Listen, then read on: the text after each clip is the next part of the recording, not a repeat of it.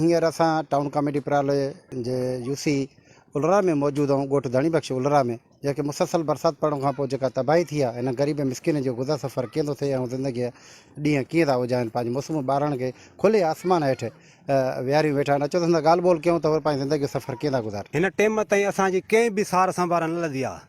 असां जेके अॻुवाणी असां वॾेरा आहिनि या जेके वोट जे लाइ अचनि था, कोठदारी धणी बख़्श ॻोठ ते वञूं था, मेड़ मिलसो करे जेको आहे वोट वठूं। हिन महिल त हिन वॾेरनि न चङनि कामोरनि कंहिं बि असांजे हिन ॻोठ जी सार संभाल न लधी आहे। बरसाति वसी आहे, इन में असांजी एतिरी तबाही थी आहे जो असां ग़रीब माण्हू आहियूं। असांखे खाइण जे लाइ हिकिड़ो वॾो मसइलो आहे। बसरु 200 रुपया किलो थी वियो आहे।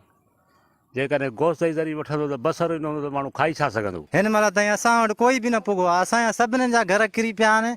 हिन महिल ताईं असां पाणीअ में वेठा आहियूं, ॻोठ उलरा में धणी बख़्श उलरो, असां हुन में वेठा आहियूं। पर हिन महिल ताईं असांजो कोई बि आला अमलदार कोई बि न आयो आहे। हिन महिल ताईं बि असांजे घर में पाणी बीठो आहे। असां पाण ॿाहिरि वेठा आहियूं बंद ते, कोई बि हिन महिल असांजे लड़ी न आयो आहे। उलरा जे रवासियुनि जा तव्हां वीचार ॿुधा। उन्हनि चयो मुसलसल जेका बरसाति पई आहे उन में तक़रीबन 80% जेको आहे ग़रीब तबिके जा जेका घर गुजा तबाह थी विया आहिनि किरी। पर हिन वक़्तु जेको आहे असां जेके बचड़ा जेके खुले आसमान वेठा आहिनि ऐं बुख बेहाली लॻा पिया आहियूं। हुकूमत खे घुरिजे, डीसी खे घुरिजे, नोटिस वरितो वञे ऐं असांजे इलाइक़े जेका सर्वे कराई वञे, ग़रीब गुरबनि जेको इंसानी नाते कुझु ॾिनो वञे।